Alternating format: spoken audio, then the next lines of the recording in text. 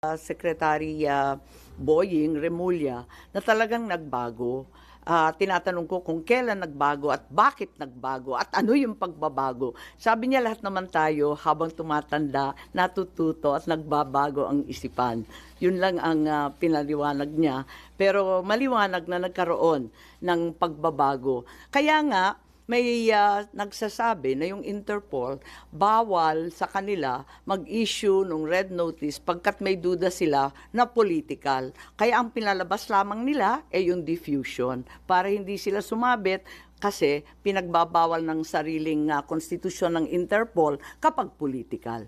So, hindi masabi na may direct causality between the souring of relations and the change in the tone?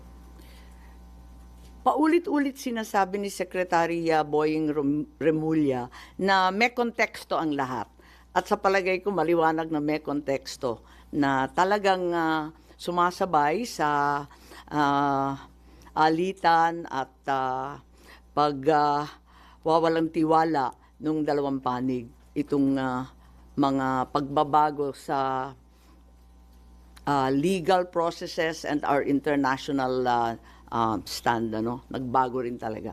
Now that you finished or that you have your preliminary report, ano po yung nakikita yung legislation or are you planning a resolution for the Senate to take a certain stand? Ano po yung dulo nitong investigation? Well, ang dulo nito, maliwanagan tayo dito sa ICC. Yung iba nagsasabi na baka dapat ibalik na naman sa NBI at wag daw sa Philippine Center for Transnational Crime ang ugnayan sa Interpol. So may mga recommendations in policy, yun naman talaga ang ating pakay in aid of legislation.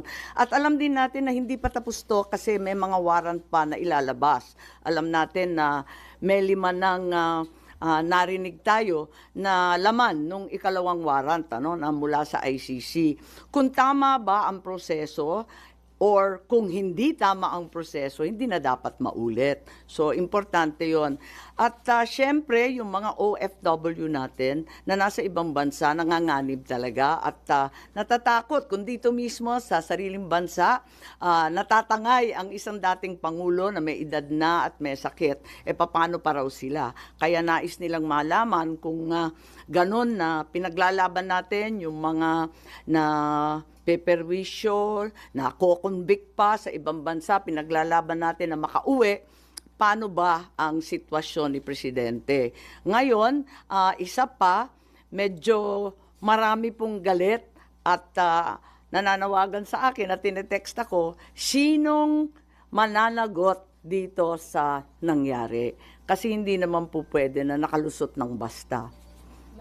Ito bang initial findings ninyo naging basis para kumalas na kayo sa alyansa o dahil sa nakalipas na talagang sa patuloy nilang pagbabanggit ng executive privilege, sub judice, ng national security, talagang parang mistulang nagtatago ang ating gobyerno ng mahahalagang katotohanan at hindi ko talaga matanggap kaya't kinakailangan malaman natin at hayaan na lamang ako na malaya na magsiyasat para malaman ng taong bayan ano nga talaga ang mga pangyayari kung may nalabag na batas at kung ano ang pagbabago or bagong legislasyon na kinakailangan. At tulad ng sinabi ko naman, mula pa nung umpisa ng halalan, mananatili akong independent. Dahil higit sa anumang politikal na pakinabang, dapat manaig ang soberanya ng bansa at ang tunay na katarungan para sa bawat Pilipino. So, wala kayong pag-uusap pa rin ni Pangulong Bongbong Marcos din? Oo, wala. Matagal na yun. Oo. So, sa tingin niyo, minasama ng Pangulo yung pagkandak niyo pa ng hearing tungkol sa nangyari pag-alis? Parang ganun ang lumalabas na hindi ko naman maintindihan pagkat para sa akin, masyadong naging emosyonal, galit at taranta ang taong bayan. At nakita naman natin, naglabasan sa kalsada, nag-iiyakan, nagpoprotesta. Imbis na lumala pa itong sitwasyon na to, minarapat ko na alamin kung ano talaga ang nangyayari para kumalma tayong lahat at maanalisa kung ano talaga ang nangyari Kaya lang, eto nga, hindi ko naman intensyon na anti-administration yung hearing. As a matter of fact, kung maaalala ninyo, halos lahat ng testigo galing gobyerno. Hindi ko naman alam yung mga sagot nila. Kaya nga ako nagtatanong kasi hindi ko alam yung sagot. Malay ko ba kung anong sasagutin nila? Nung hindi sila magkasundo at hindi tumutugma yung mga sagot nila, hindi maganda yung itsura ng pamahalaan, nagalit yata sa akin na nabunyag yon sa aking hearing. Sino nagalit? Po. So, saying, ma'am, na parang nasira ang relasyon niyo ng presidente because of that. Hindi, matagal na kami hindi masyado nag-uusap, maraming humaharang, matagal na. Oo. Mas lumalim pa. Nakikita ko lang pag public events. Oo. At saka mabilis lang yon, maraming tao, ganun. Ma'am, sabi niyo, kaya ka nag-conduct ng hearing kasi nga lumalalim na yung divisiveness sa Yes. Pero dun sa naging result ng inyong hearing, sa tingin niyo mas lumalim pa instead na ma-address? Lumalim ang emosyon in the sense na nakita nila na maraming pagkakamali, at least yung tatlo na binanggit ko, na paulit-ulit na rin lumalabas sa social media. Kung tutuusin, very contrapuntal na siya, very anticlimactic na siya. Kasi paulit-ulit na yung lumalabas pati sa mainstream. Lumalalim ang ating kaalaman at mas lalo tayong nagagalit kasi labis-labis na ang dagok sa ating soberanya. At nababalitaan natin, labas-masok ang Amerika. Kahit hindi EDCA sites, ang katutak pa daw na Typhoon missiles ang pinapasok. Labas-masok din ang China sa ating karagatan at sa West Philippine Sea. Ngayon, dinadampot na lamang ang mamamayang Pilipino at dinadala sa The Hague. May natitira pa ba sa bansang Pilipinas? Nakakaawa naman tayo kung ganyan. So, kung lumala, sa palagay ko, lumalim ang pag-uunawa ng taong bayan. I think yun ang kontribusyon. Kasi maski pro Duterte, pro Marcos, hindi na naging partisan, parang lahat medyo nagkaliwanag ng kaunti kahit papano. Ma'am, sino yung sinasabi niyo parang nagalit yata sa inyo nung hearing? Is it President Marcos? Yes. And you confirm this by, or you just feel it because you're his sister?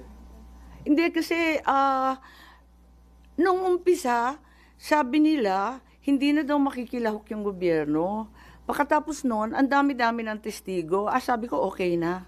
Ang dami-dami, nagpapadagdag pa nga sila ng pangalan, nagpadagdag pa nga sila ng upuan, kinapos pa nga tayo ng pagkain. Nandain nila 3 kwarto tayo, di ba?